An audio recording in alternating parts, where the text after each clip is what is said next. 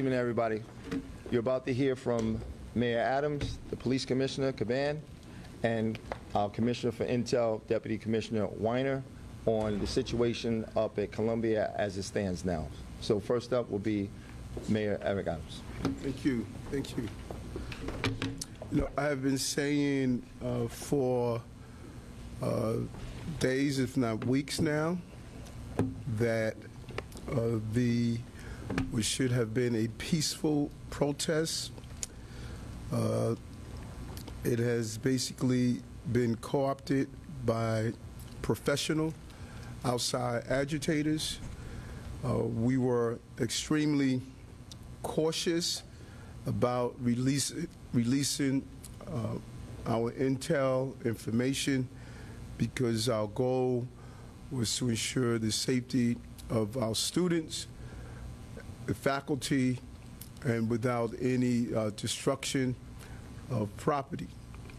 And we are here today to update New Yorkers about the ongoing situation at Columbia University and our plans to protect students, our staff, and the public.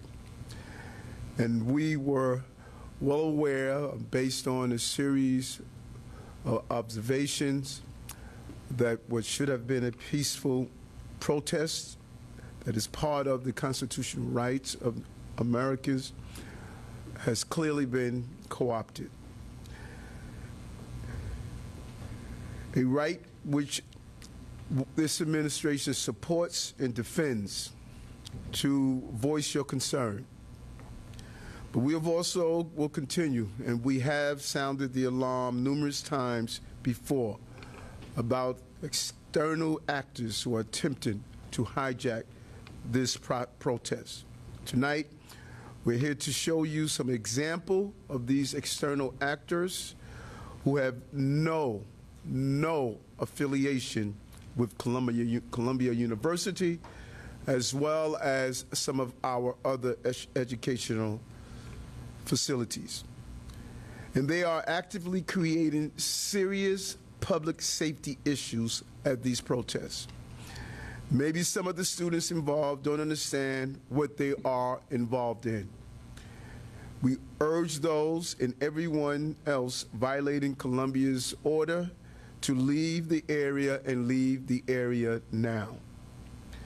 And if you are a parent or guardian of a student, please call your child and urge them to leave the area before the situation escalates in any way. This is for their own safety and for the safety of others.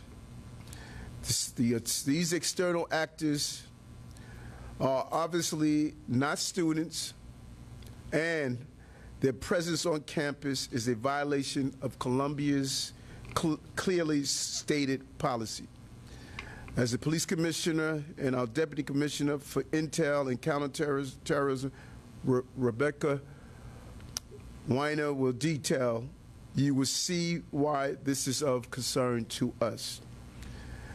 This group and the individuals one that we're going to show is an outside agitator with a history of escalating situation and trying to create chaos. It is our belief they are now actively co-opting what should be a peaceful gathering. This is to serve their own agenda.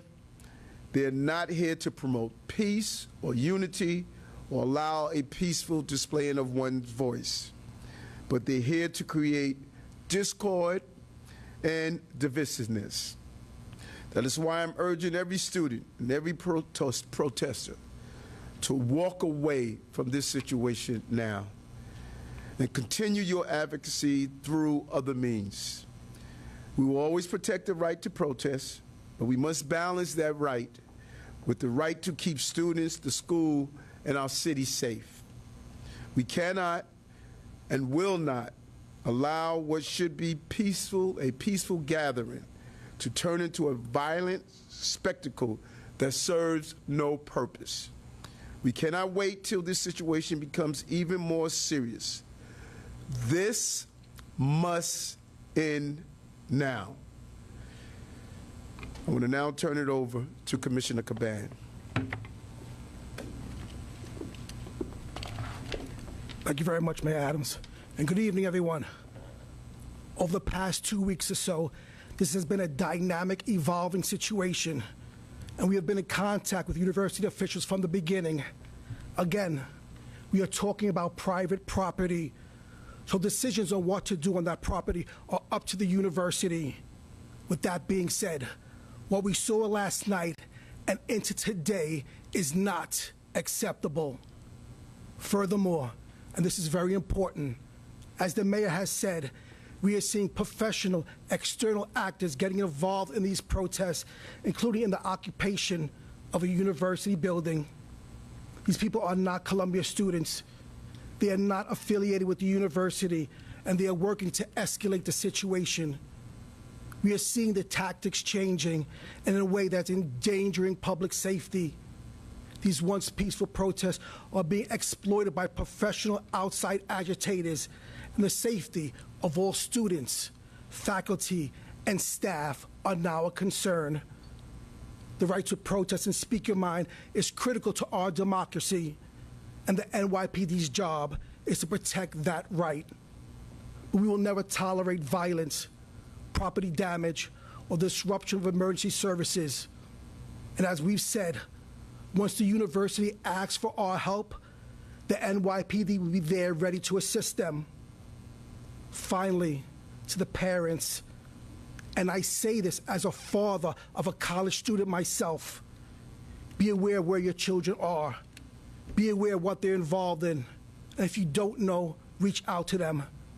The university and the NYPD are taking the situation seriously. You should be taking this situation seriously too. Thank you.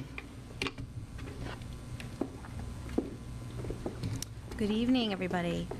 So as the mayor and the police commissioner have just been outlining, we've observed, and you all have as well, a really concerning escalation of activity associated with campus protests broadly, and in particular with Columbia University over the past 24 hours.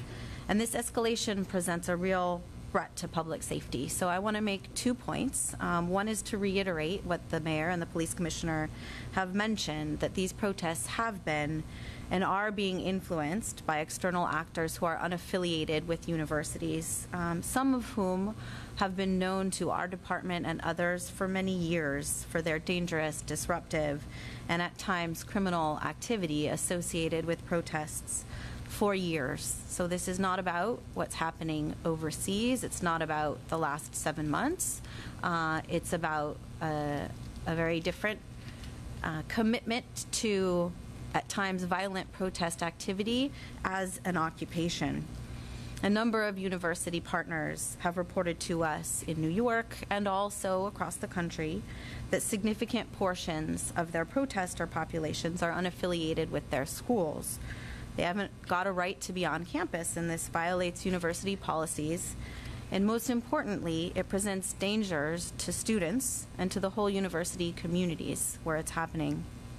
And second, we see an escalation in tactics. And when we see what we saw last night, I'm going to show you a few examples, and they exemplify some of the behavior that we're seeing in a much more holistic way. We think these tactics are a result of guidance that's being given to students from some of these external actors.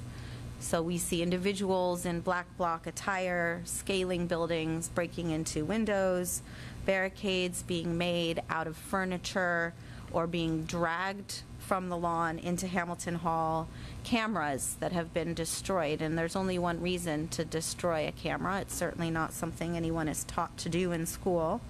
De-arresting tactics being encouraged, property destruction, signs being fortified into shields, reports of physical altercations between individuals, and other forms of intimidation. This has gone to the next level, and we have real cause for concern.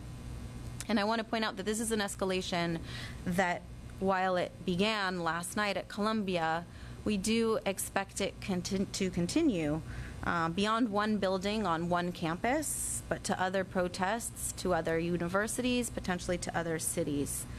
We are in constant dialogue with Columbia University officials as well as other partners, and we are, as always, fully prepared to respond. So we want to reiterate that our priority is and always will be public safety for all.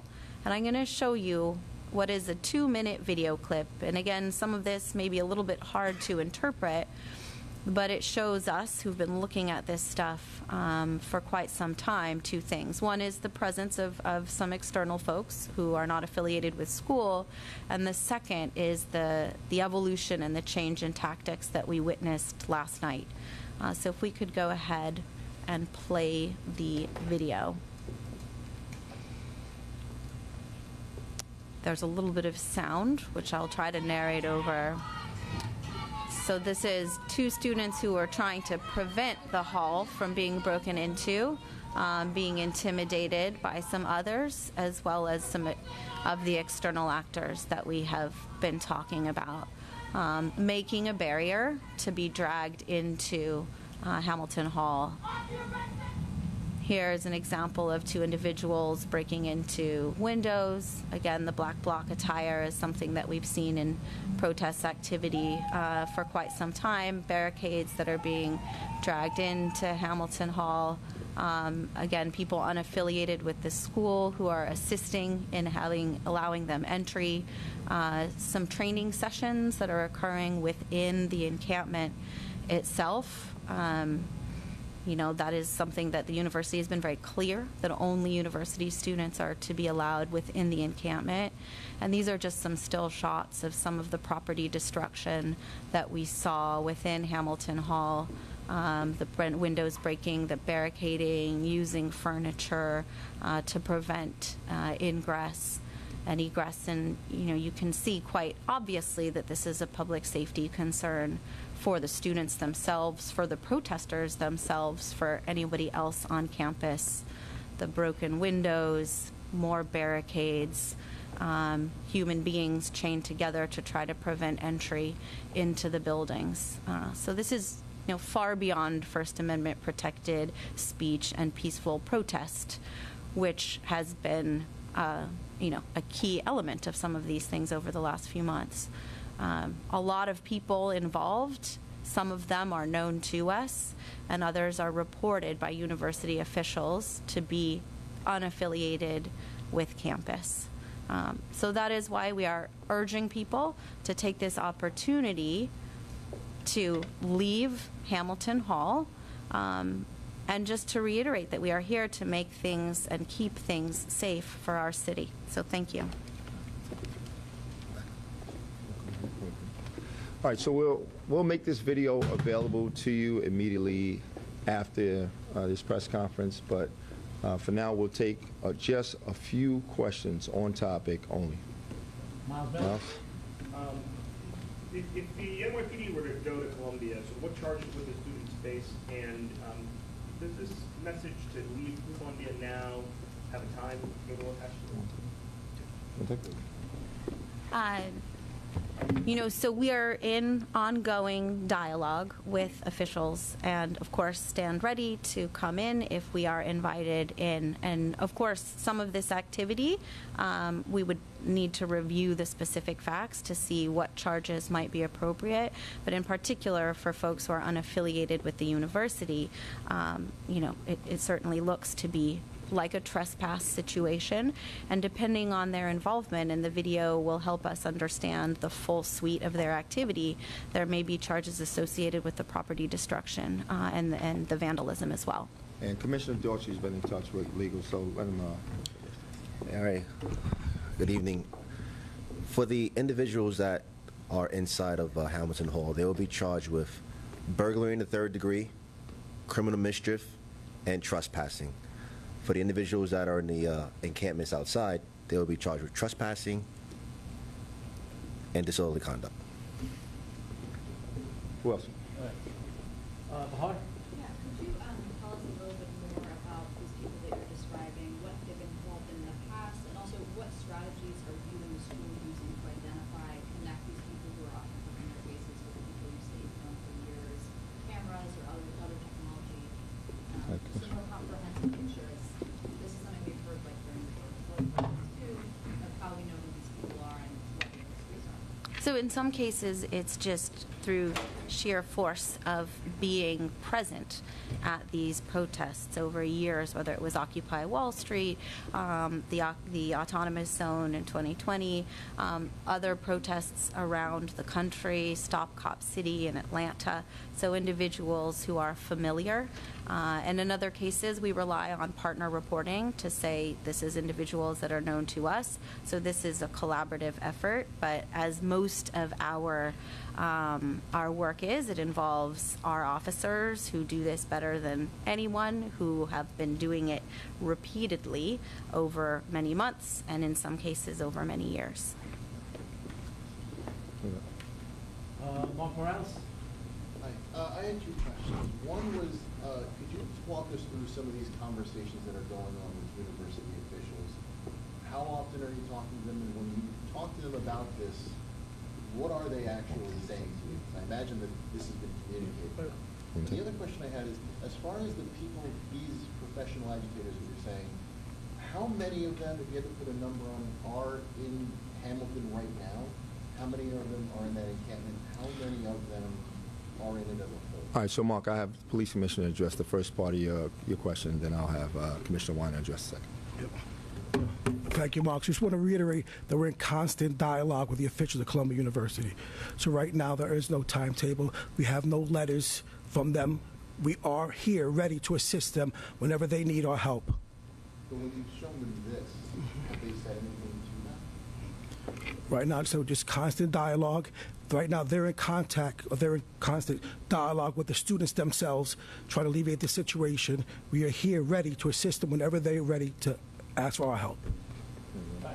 Hold on, Carlos. Let Commissioner Weiner address the second part of how many, the ratios that Columbia is saying they see.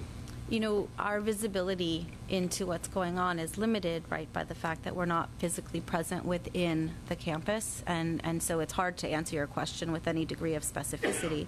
So we know the ones we know, but we can't have a full accounting for what's going on, and, you know, the fact of cameras being disabled further complicates our ability to assess the public safety risks in real time.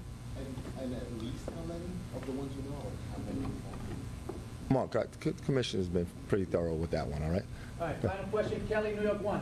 I have two questions. I know you talked about the timeline, but Columbia has a commencement ceremony coming up on the 15th.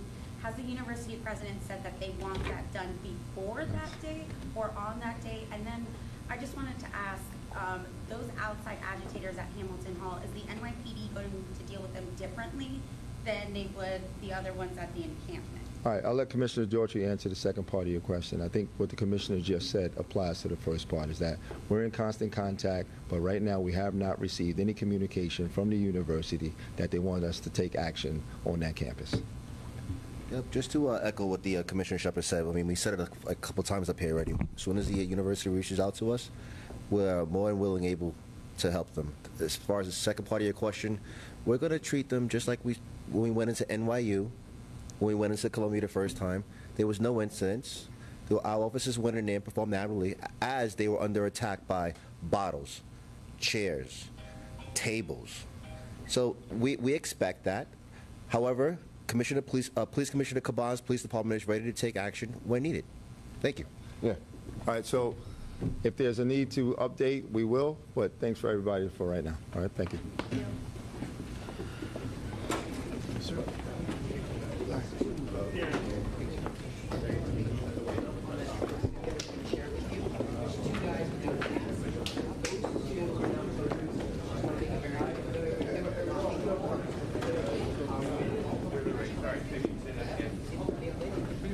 Okay, following President's source.